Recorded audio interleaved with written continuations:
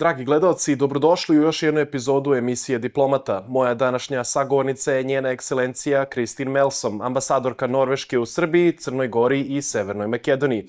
Your Excellency, thank you for joining us on our show and taking the time off your day to speak with us. Thank you so much for inviting me.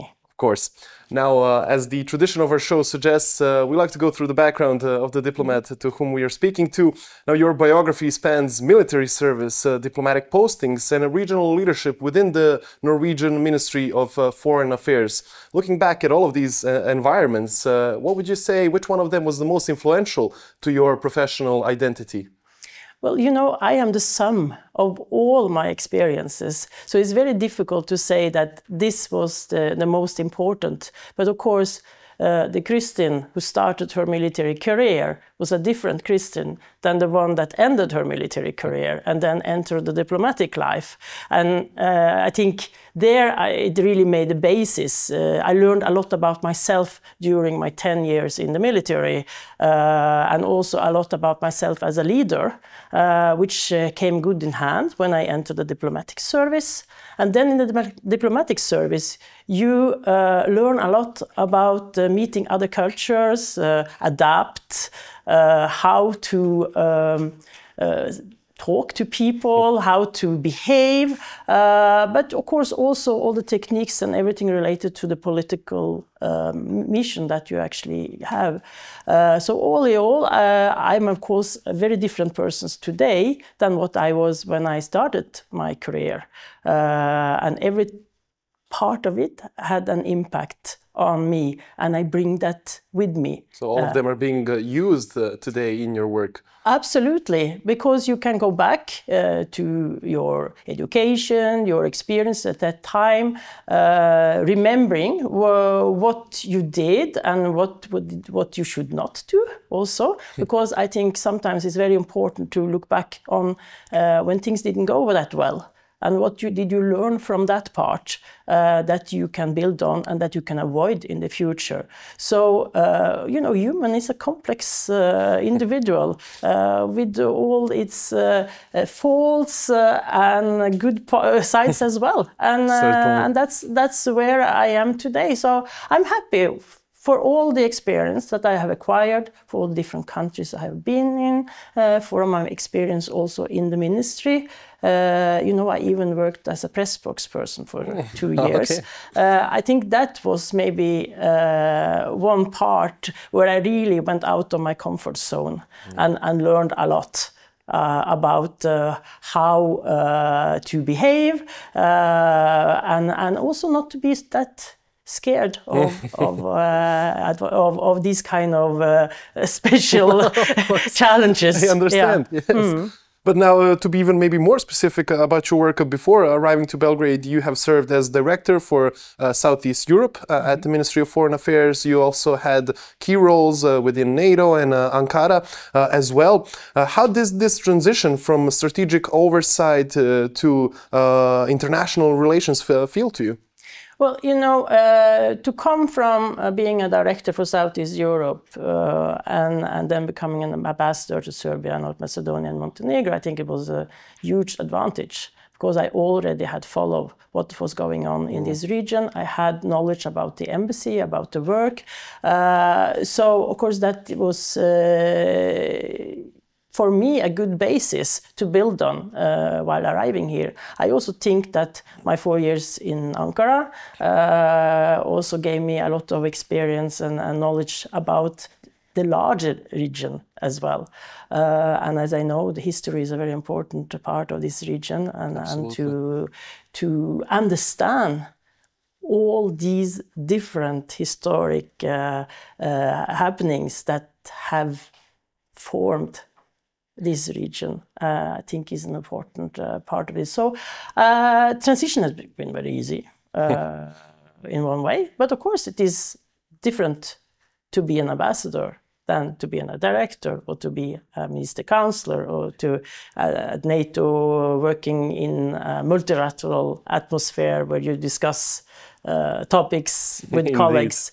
So also I think also it is important to have both a multilateral and a bilateral background also help you in your daily work. So you can say this is the full package, having both of these sides, yes? Yes, I think so. And because you discover different sides also by yourself, being in a multilateral situation than being in a bilateral, but you also see a much bigger picture. And if I would put one kind of line that goes through some of my experiences, that this is security policy, which was an interest of mine and was one of the reasons why I applied for the diplomatic course a long time ago. The rest was history after Absolutely, that. yes. Now, what's very interesting is about in the fields that you worked on, they're today still mostly known as male-dominated fields, although the scene has been changing. But looking at your own experience in this regard, how important is gender representation in shaping democratic institutions, but foreign policies as well? I think that we should always find the best person for the right job. And that we shouldn't look into gender as such. But at the same time, we know that any workplace, any society works better when you have different persons and you have both genders participating. We can't exclude half of the population with their experience, with their background. We need to see, I remember when I was young, I hated it when anybody told me that, oh, you got that job, or you got that, you were selected because they needed more women. So you just felt like only a quota? I didn't want to be judged by that. I wanted to be judged by my merits. And I think a lot of young women felt like that. At the same time, looking at the bigger picture, I now, many years after, I understand why it was important to encourage women, to assist women to take on these roles, being a role model for younger women coming after us. Because today, nobody will question the same way they questioned when I started. Because we have had so many really competent women in all kind of positions in society, so there is shouldn't be a question anymore about whether or not there is a man and a woman. But still we see, when we look at the representation, both in political life, but also in management level, that there are more men in the top positions than women. So we still have a work to do. We see that also in our own ministry. We've been working for years to get up the quantity of female ambassadors. And that there's different reasons why, and it's difficult also to know why there are more men than women still in Norway, even if we are reaching more kind of 50-50, because the recruitment to the Foreign Service have always been almost 50-50 for so many years. So then it is personal life situation, or is diplomacy difficult to combine with a family life? There are sacrifices, but I think in all jobs there are sacrifices. And the question is, are you willing to make these sacrifices? Yes. Or would you prefer to put more, interest into your family? And we should also respect that. So it is a respect of choice. But to have good role models, I think is very important. And that is also what I encourage my daughter, Of course. So the progress is made, but there's maybe still more room to grow in this regard. Always more room to grow.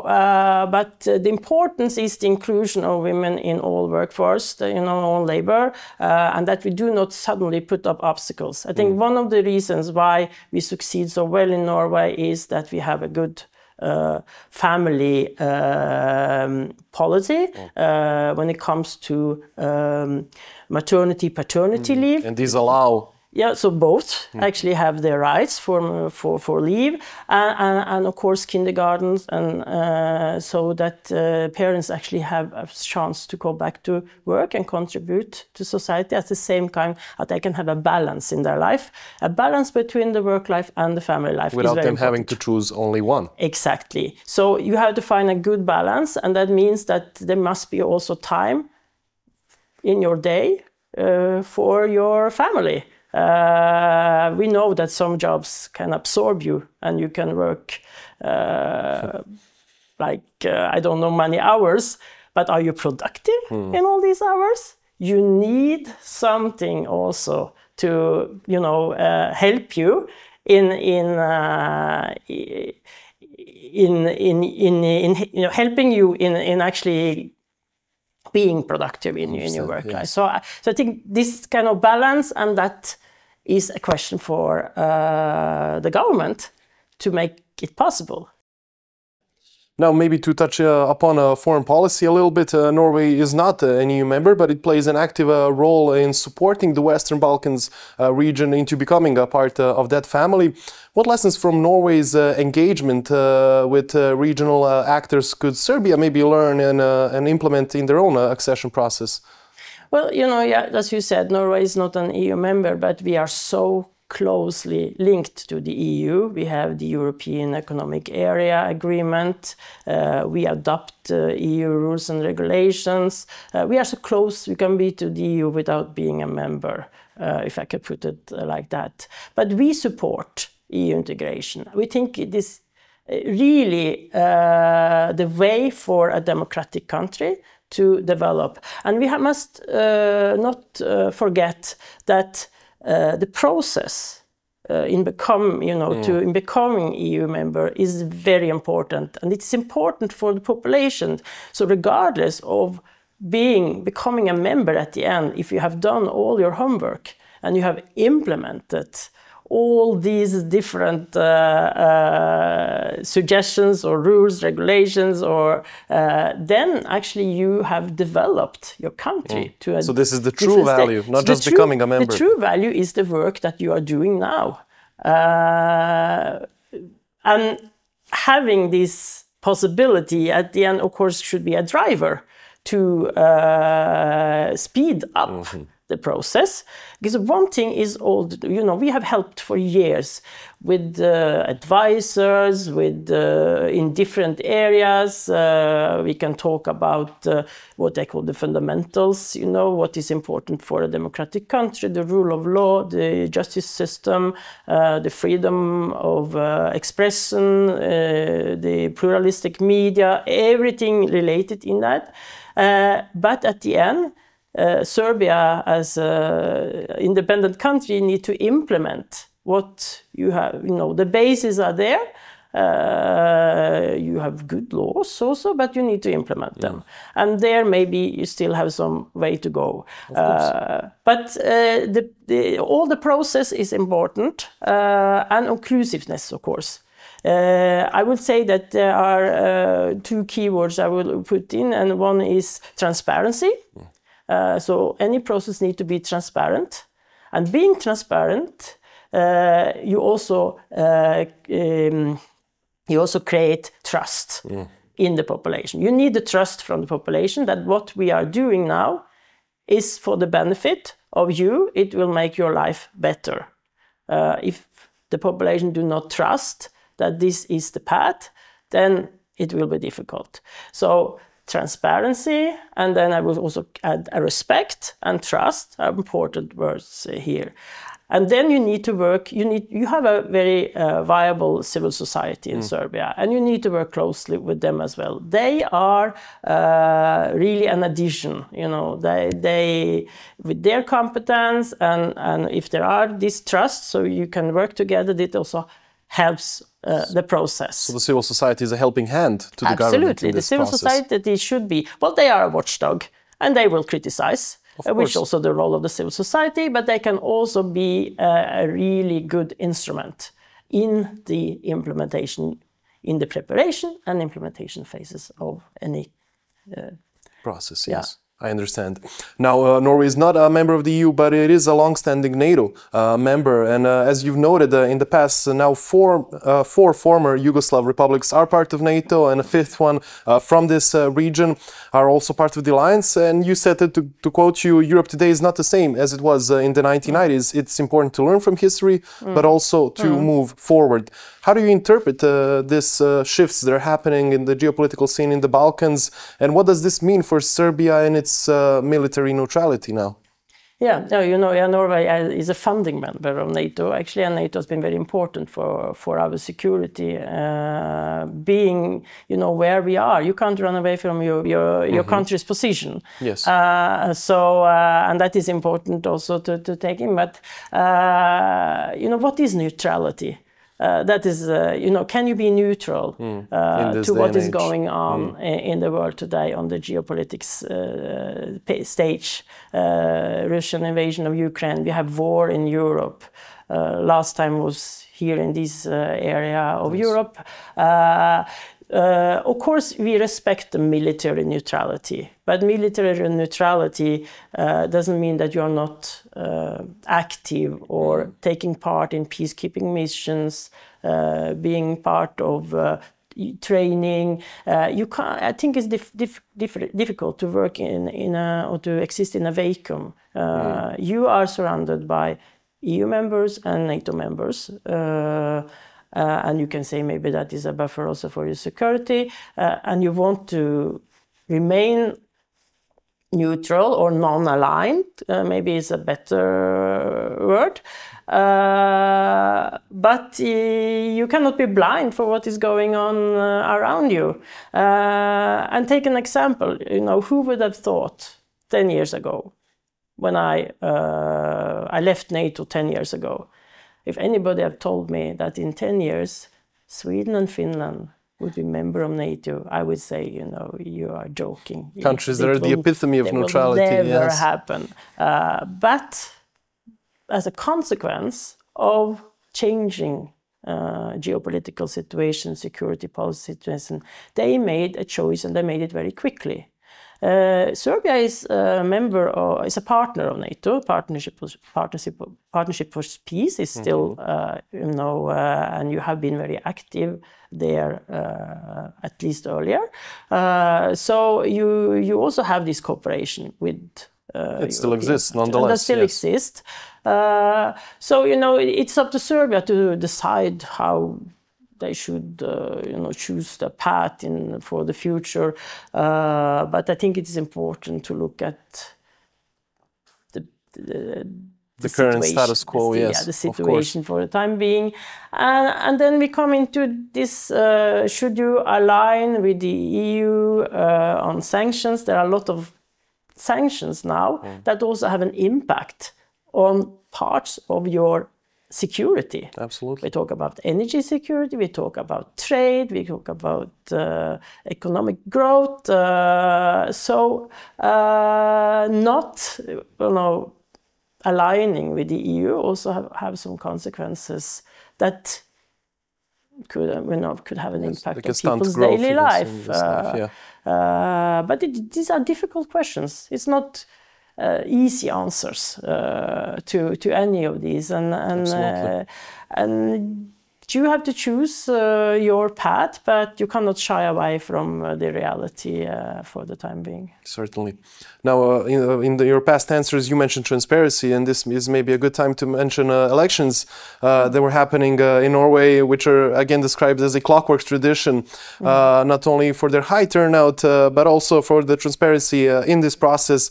What do you see as the key ingredients of this democratic consistency, and what can Serbia actually learn from this process, maybe especially in terms such as young voters turnout, which has always been a challenge for countries all over the world? Yeah, no, voter turnout is a challenge everywhere. We see that with every elections. I think that one of the reasons why voter turnouts maybe are higher in Norway is that it's a very flexible voting system. You can vote in advance, for instance. So they make it very available to vote, and then it makes it easier also for young, like students, maybe, you know, being away for the year, maybe being abroad, and then come to vote, and you don't need to vote just on the voting day. You can vote in advance. So it's much more practical like that, yes. That is the practical part. When it comes to young people, I think that education, you know, civic education, school, secondary school, can be one part, but also use social media, influencers, in Norway, for this election, there were a lot of young politicians that also were very active in social media. So the youth feels represented as well. Yeah, and that they also created some podcasts and so on, where you had discussions about certain political topics. One other item now just would mention, if you know, to learn about, we also have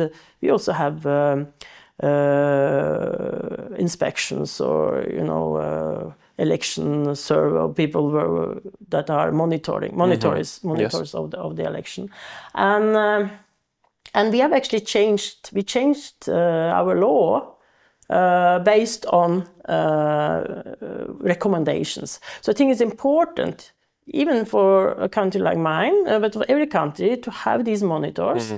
And their recommendations should be taken into consideration and listened to, and you should adapt to it, because it's all about creating a better and functioning election.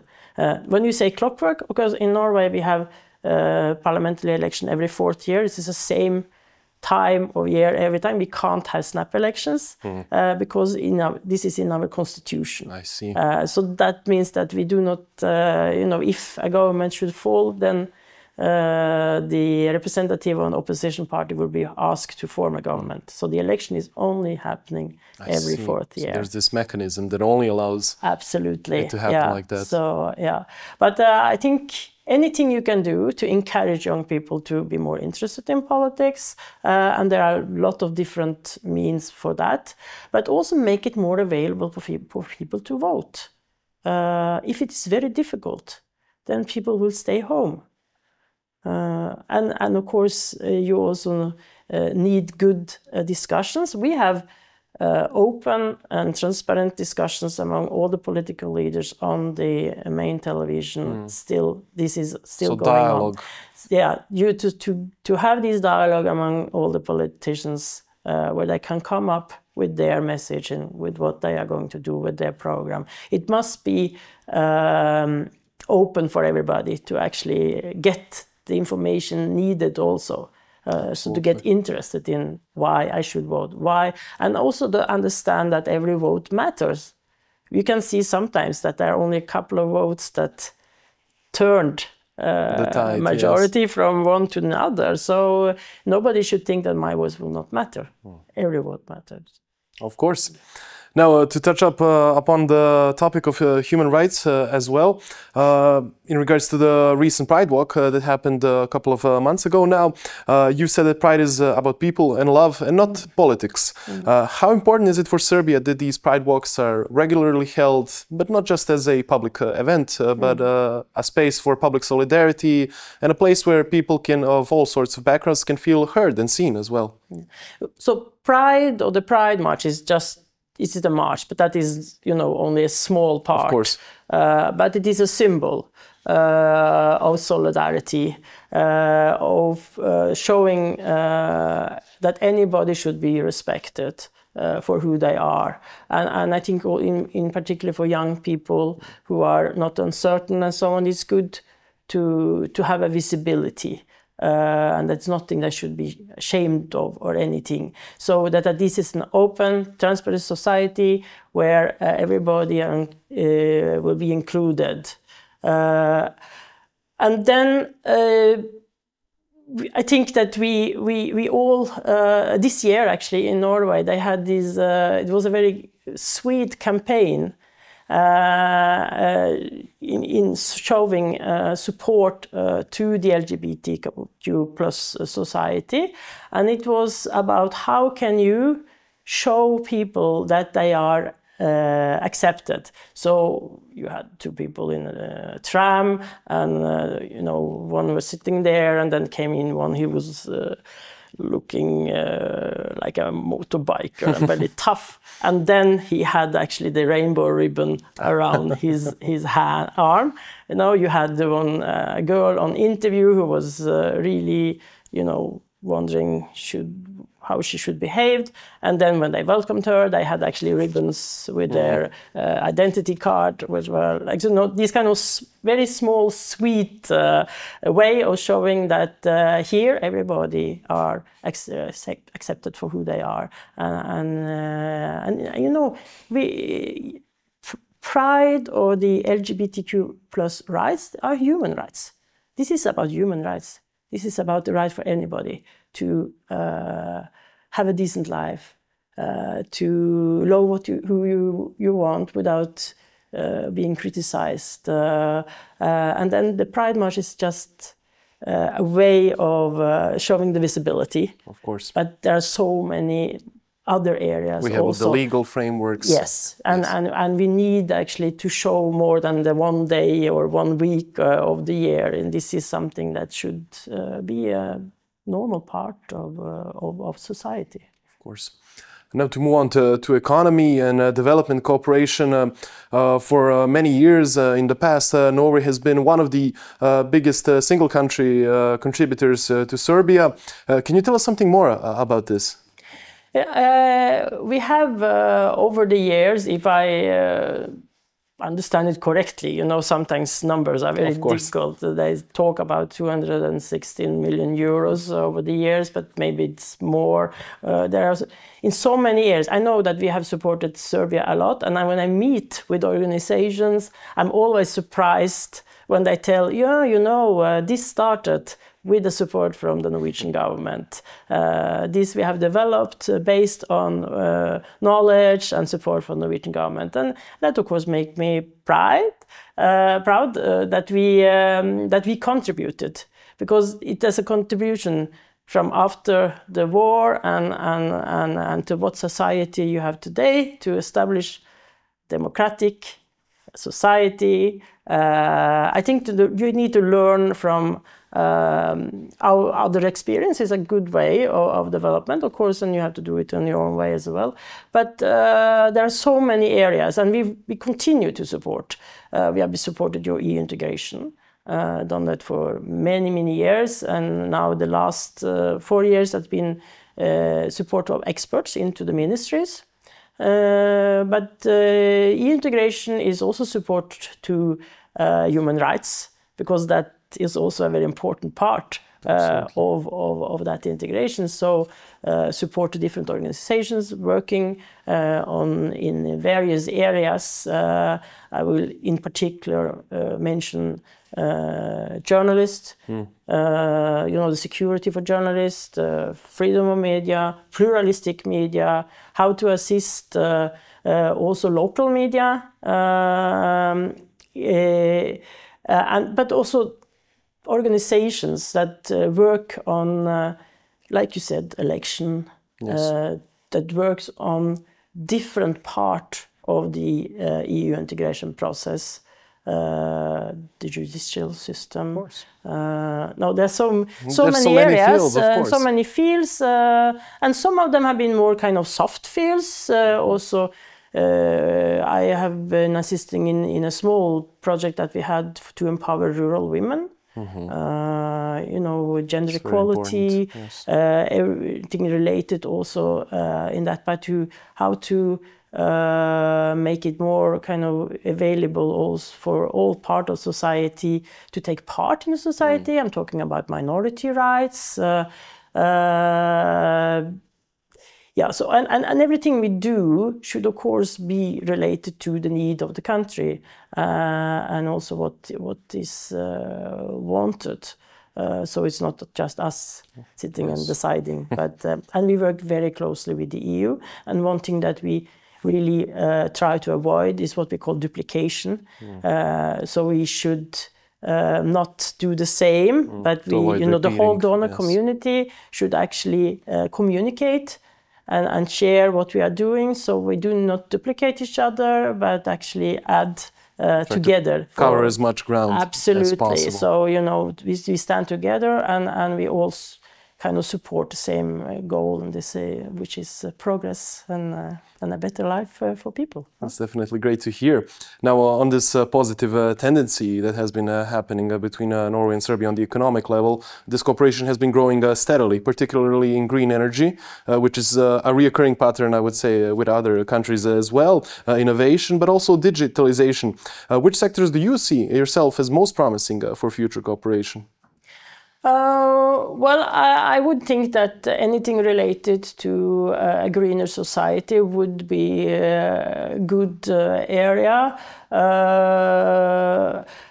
Well, I have to admit that the Norwegian businesses have not been that interested in Serbia, and I think they do not see the potential that actually you could find here in the Western Balkans.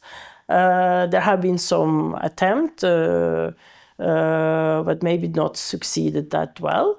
But we do not give up as well. So yes, in the green agenda, I think there are absolutely possibilities. Sharing of knowledge, energy is an area that I would have loved to see more involvement. I know that we were very big here in telecom earlier, but that we actually sold out from that. And then I discovered suddenly, businesses that find the expertise here in Serbia, they need to expand, they search, and then they found fabric here, which was perfect for them. And anytime I've talked to anybody that have started a business here or taken over a business here, they all praise the Serbian workforce. So for we can say that our workforce is very complementary. Yeah, for the competence, but also for how they work. So they acknowledge that dedication and pride in their work as well. So I think it would be good to have seen even more. We have a couple of companies that try to establish themselves here.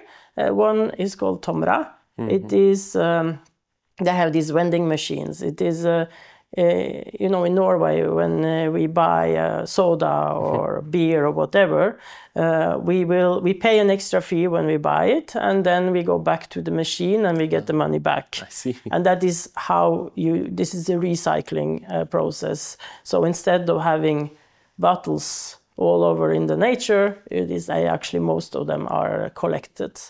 And a good solution, yes. Reduced, so they try to establish themselves here, and they're not only do on bottles, they do on textiles, they do on a lot of different areas. How to really, enforce the recycling economy, of course. Which is economy also into that.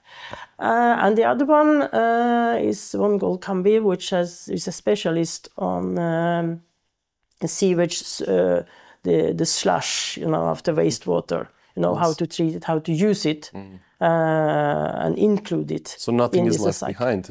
Exactly. That you actually can, but you need to treat it in a good way to be able to use it as fertilizer or whatever. Definitely. Maybe this is also a good time to mention the Smart and Green Cities 2025 initiative, which is supported by the Nordic Embassy, which aims to modernize urbanization here in Serbia. How important are these technical collaborations for the two countries? Yeah, smart cities is a concept. It's not just about technology. It is actually about how to make life easier, better for the population. So there is it's a way of framing together every aspect of a community. So about transport systems, about access to the municipality, about the architecture, so everything. Yeah. And there we have a lot of competence in the Nordic countries. So this was a Nordic project, and we were in 4 different cities. Like we were in Niš, where we discovered that it was the University of Niš had a cooperation with Oslo Metropolitan University on data analytics in the smart city. Yes. Yeah. So sometimes you discover that there are already cooperation there that you were not aware of. But we sit on a lot of competence in this field. And I think that, to share the good practices.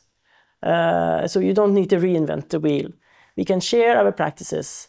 What went well, what didn't go so well, what have we learned from that, so that you can step over some stages. Some steps, yes. Yes. And then implement. And we see the interest in looking into this area.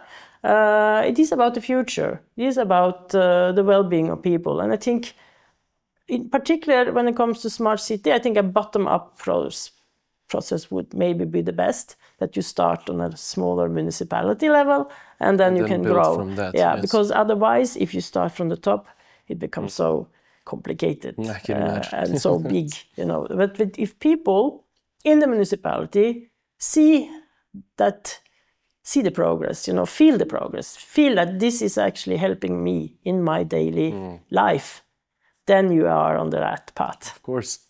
Now, to maybe switch over to culture and a bit more lighter topics, a good example was the Norwegian female choir Hauka Decorum that performed at the Mokranjes Days Festival, and it took part in the international choir competition as well.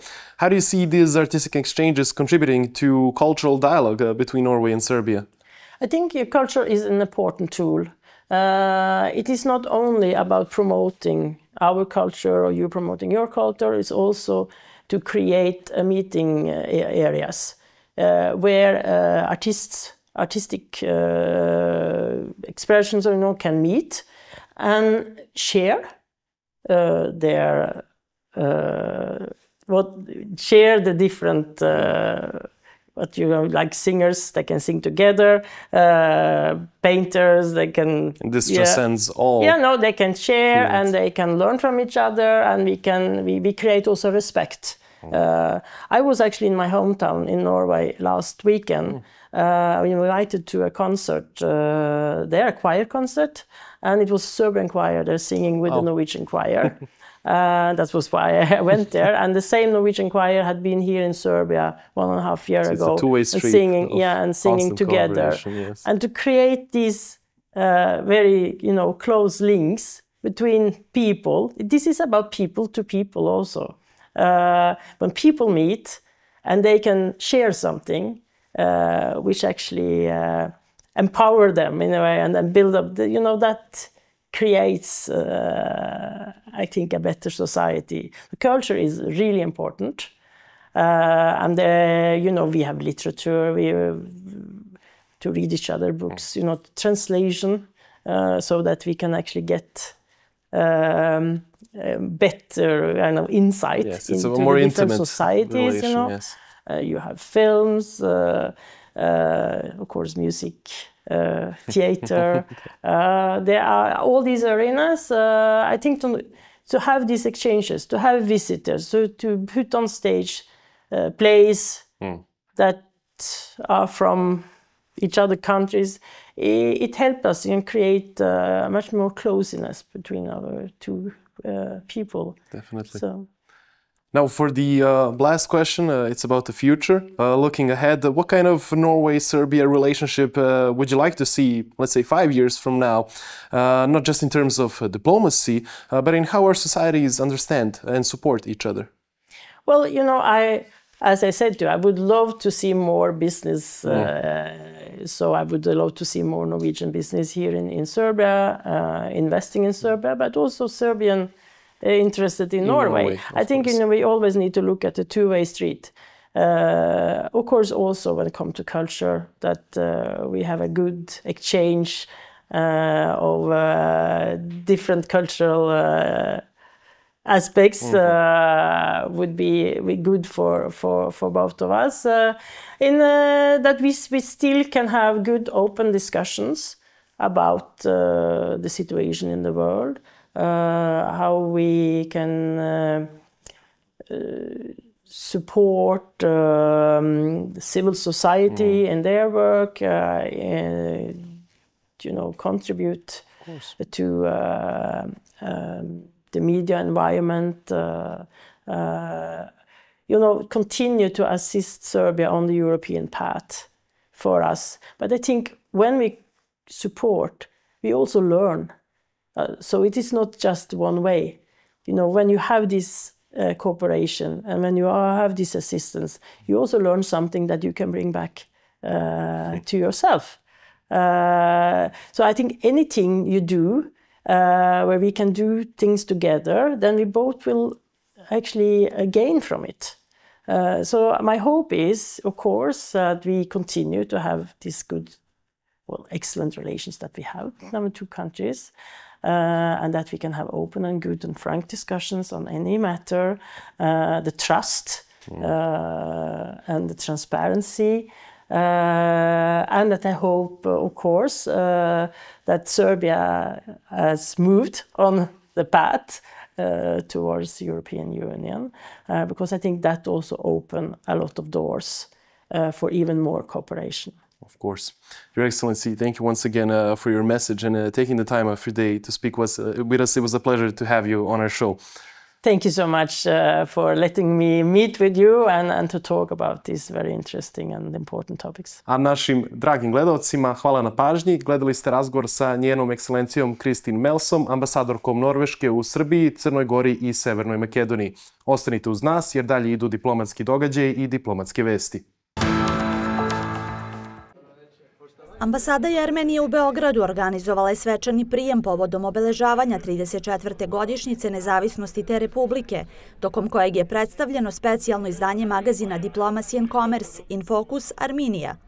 Jermenija kao zemlja koja se nalazi na raskršću može odigrati ključnu ulogu u lancu koji povezuje Evropu, Južni Kavkaz i Centralnu Aziju, rekao je tom prilikom ambasador Ašot Hovakimijan. Deblokada transportnih komunikacija između Jermenije i Azerbejdžana podstaći će obostrano korisne transportne veze, uključujući jermenski projekat Raskrsnica mira i njegov sastavni deo, Trumpovu rutu za međunarodni mir i prosperitet, koja će prolaziti teritorijom Jermenije.